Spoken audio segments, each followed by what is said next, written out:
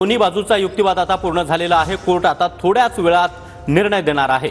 दोन्ही बाजूचा युक्तिवाद आता कोर्टामध्ये पूर्ण झालाय, त्यामुळे थोड्याच वेळात निर्णय येऊ शकतो। दत्ता, हा युक्तिवाद आता दोन्ही बाजूचा पूर्ण झालाय।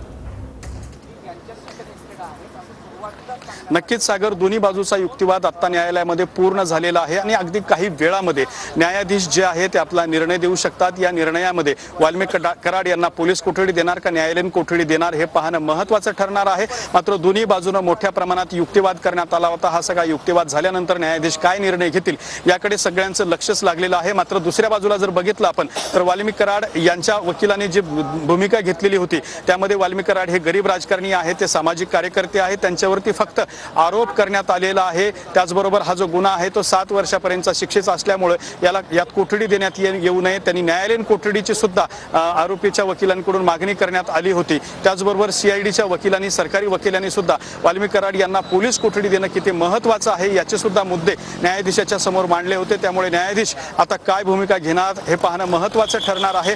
मात्र संपूर्ण राज्यभर गाजलेलं हे अत्यंत हाय प्रोफाईल प्रकरण होतं, ज्यामध्ये वाल्मिक कराड हे गेल्या अनेक दिवसांपासून फरार होते। त्यांना अटक करण्यासाठी मोर्चे निघाले। विधानसभेमध्ये सुद्धा या संदर्भातली चर्चा जी आहे ती गाजली असल्याचं आपल्याला पाहायला मिळालं आणि गेल्या अनेक दिवसानंतर फरार असलेली वाल्मिक कराड हे सरेंडर झाल्यानंतर आता त्यांना न्यायालयीन कोठडी मिळणार का पोलीस कोठडी मिळणार हे पाहणं महत्त्वाचं ठरणार आहे। मात्र सरकारी वकिलाच्या बाजूनेही आणि त्याचबरोबर आरोपी वाल्मिक कराड यांच्या वकिलाच्या बाजूनेही या ठिकाणी आपापला युक्तिवाद जो मोठ्या प्रमाणात महत्त्वाचे दावे तुम्ही आपल्या सोबत राहात तर वाल्मिक कराडला जेल की बेल याचा निर्णय अगदी थोड्याच वेळात येणार आहे, कारण दोन्ही बाजूचा युक्तिवाद आता पूर्ण झालेला आहे। कोर्ट थोड्याच वेळात निर्णय देणार आहे। दरम्यान केज न्यायालयाबाहेर मोठा पोलीस बंदोबस्त तैनात करण्यात आलेला आहे।